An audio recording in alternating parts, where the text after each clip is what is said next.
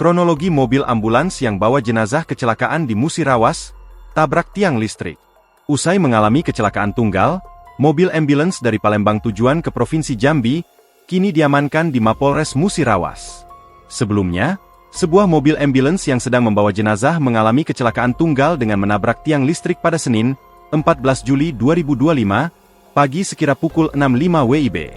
Insiden tersebut diketahui terjadi di Dusun 3 Desa Petunang Kecamatan Tuah Negeri, Kabupaten Musirawas Provinsi Sumsel.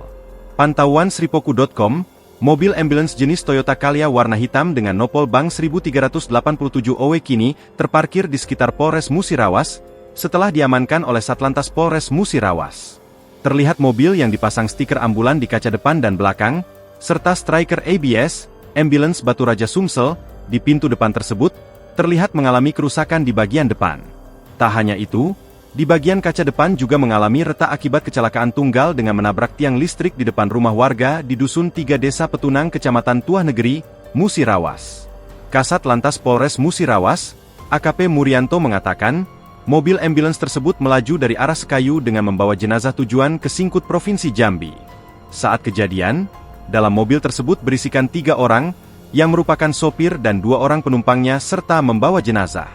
Akibat kejadian tersebut, sopir dan penumpang hanya alami luka ringan saja, lecet-lecet dan tidak sampai dirawat, jelasnya. Untuk sementara lanjut dia, mobil ambulans tersebut diamankan di Polres Musirawas. Sedangkan untuk jenazahnya sudah dipindahkan ke mobil ambulans lainnya untuk dibawa ke rumah duka.